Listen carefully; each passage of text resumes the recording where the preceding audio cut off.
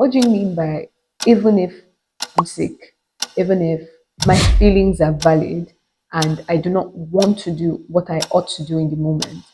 Time does not wait for me. Time is still passing by and the clock is still ticking. In today's video, we'll be talking about how you can manage your time effectively and how you can make the most of your time. The first step to actually recovering time is to identify the fact that time does not come by again. Time is too expensive. Once you identify this fact, you would stop wasting your time. So, if you want to recover your time, these are the 5 things that you should stop doing.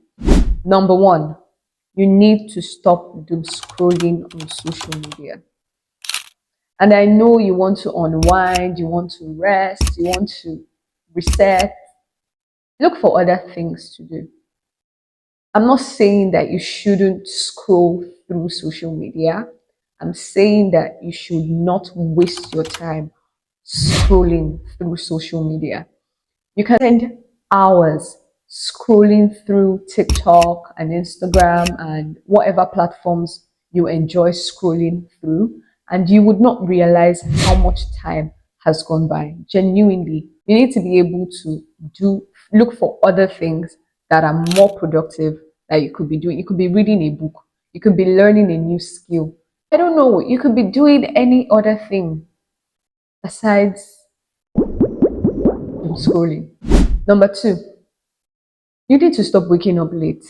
Yes, I would hold your hand as I tell you this because genuinely, you need to stop waking up late. We have only 24 hours in a day.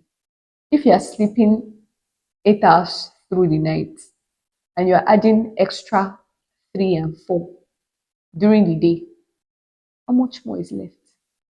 You too, think about it. That's why we have so many things to do with so limited time. When you wake up early, you tend to achieve quite a lot more than you can achieve when you wake up late. Number 3, you need to stop starting your day without a plan. Many people start their day without a plan or a goal in mind. I wonder how you go to bed every night and you are able to sleep knowing that you did not achieve anything for that day. That means you've wasted an entire day. You need to identify the goals that you want to achieve every day when you wake up. So when you go to bed at night, you can even sleep well and you can say, oh, I achieved this, this, and that today. I'm good to go for the night. I can go to bed. Number 4, you need to stop worrying about things that are beyond your control. Research even proves that people who worry so much tend to look older than their age because they've taken the problems of tomorrow and they've put it upon themselves now. Of course, you can see it all over their faces. If you're a child of God and you are in the will of God for your life, you shouldn't even be worrying about your future so much because it's all in His hands. He created you for a reason. And as long as you are in line with His will, you shouldn't be so worried. Please stop worrying about things that are beyond your control and just enjoy life in the moment. Live life every day to the fullest. The more you worry, the more you become weary. Lastly, you need to stop procrastinating. Everybody already knows that procrastination is the thief of time. But I read somewhere that people who procrastinate are very audacious because you are telling yourself that you have tomorrow. Who told you that you have tomorrow? You're telling yourself that you have the next minute. You're telling yourself that you have the next 1 hour. Who told you? Why are you so bold to assume that you'll be alive to do that thing that you ought to be doing now? Then, if you don't want your time stolen, you need to stop procrastinating. Once it comes to mind, do it. If there's no valid reason to move it until the next hour or the next day or move it further, just do it. You'll be doing yourself a lot more favor. You'll be doing yourself a lot more good because this time you have crossed it off your to-do list. You have removed it from your mind and it's not bugging you all the time that, oh, I ought to do this. I've not done it yet. I'll do it next week.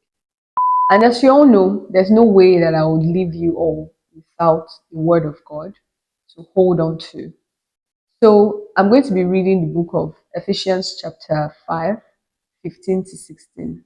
And I'm going to be reading it in the New International Version, that is the NIV.